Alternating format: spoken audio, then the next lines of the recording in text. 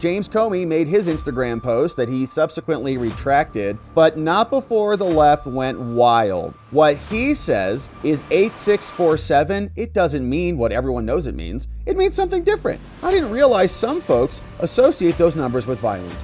8645, right there. It is wrong. Right there. It's got to end. I don't remember anyone as arrogant as Comey when we deposed him. He's in the Clapper-Brennan category.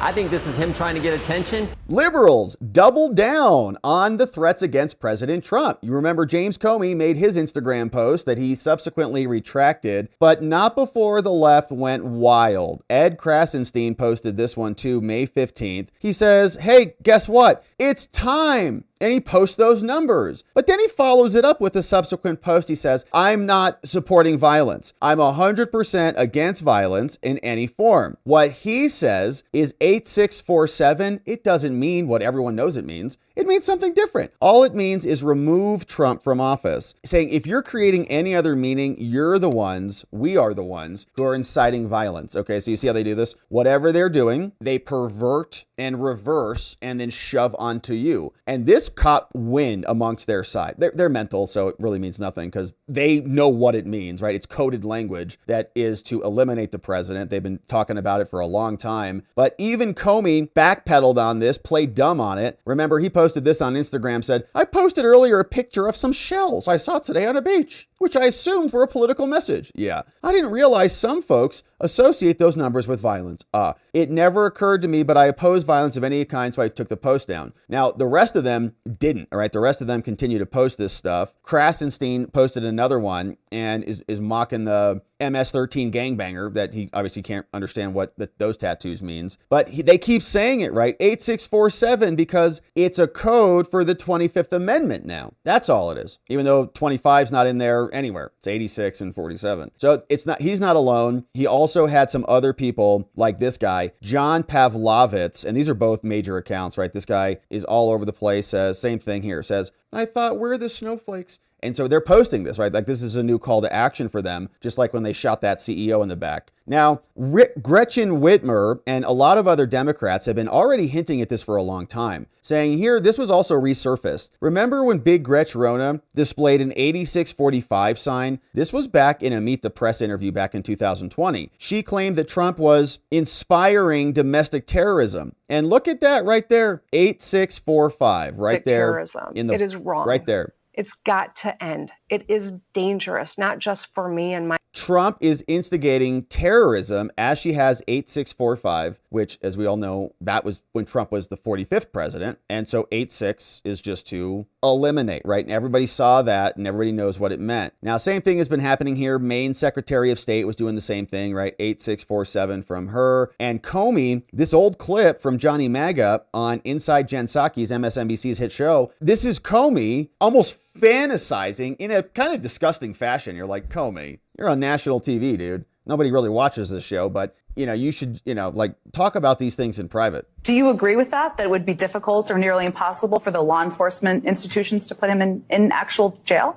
No, they would just put him in a double wide somewhere out near the fence, out in the grass. And he would eat there, he'd shower there, he'd exercise there, he'd be away, as Danya Perry said, from general population, but it's obviously doable. Yeah, we can do that for you. Trump's obviously in the White House, so that's not where he's going to be ending up. But you, as somebody who committed 2 crimes, communicating interstate threats and making threats against the president, maybe you can enjoy that double wide there, James, and we'll see how you like it. Now, Melania, I thought this was very intentional. She says on a post, she responded, says, we honor and express our gratitude to the brave men and women in blue who dedicate their lives to protecting our communities. National Police Week, celebrating them. But as all of this was going on last night, she's like, you know what? Just going to remind everybody, we love the cops, right? Shout out to the cops. Almost like a snub at Comey. Like Comey, supposed to be this law and order person who is now incentivizing and ordering, by some interpretations, the elimination of the president. And Melania, above the fray, comes out and explains, we are an administration of law and order. Now, Jim Jordan was also making the rounds on this. He's on the Judiciary Committee. They have a lot of sway and influence, and they send a lot of letters. And here's what he said about all this. Congressman Jim Jordan, Republican out of Ohio, chairman of the House Judiciary Committee. And sir, welcome to our coverage here today. Good morning to you.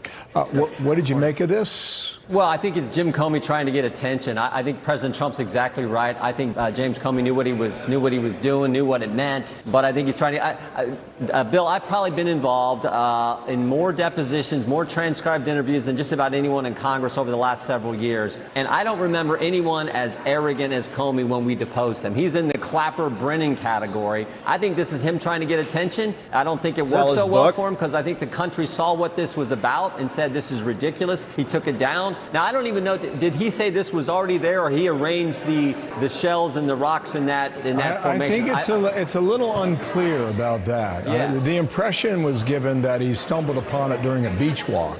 But I think officials are out there asking him some questions as of last night. We'll see what comes of that. Yeah. He did say this online. I did not realize some folks associate those numbers with violence. In what world does that fly?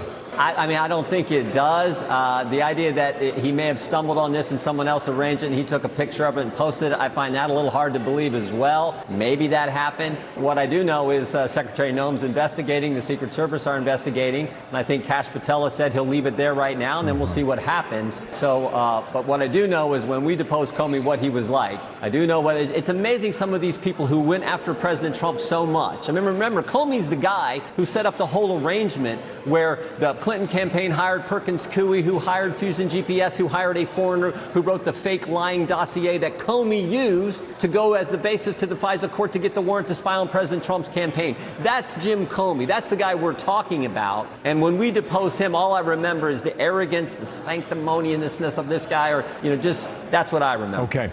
Yeah, and that is interesting. And apparently, once Comey left and was fired, then they also had Rod Rosenstein, who came in as number 2. And I was reading, I think Hans Monkey or somebody was explaining this, but Rod Rosenstein's wife was leading or in a high position over at the CDC, and then she briefed Trump on the lockdowns back in March. Okay, so Comey hands it off to Rosenstein. Rosenstein is married to this other woman. That woman ends up briefing Trump on the lockdowns. Lockdowns happen, and the rest is history. So that's James Comey, right? They're all part of one big, disgusting, incestuous deep state family. And we'll see if there's enough will to go after one of their own.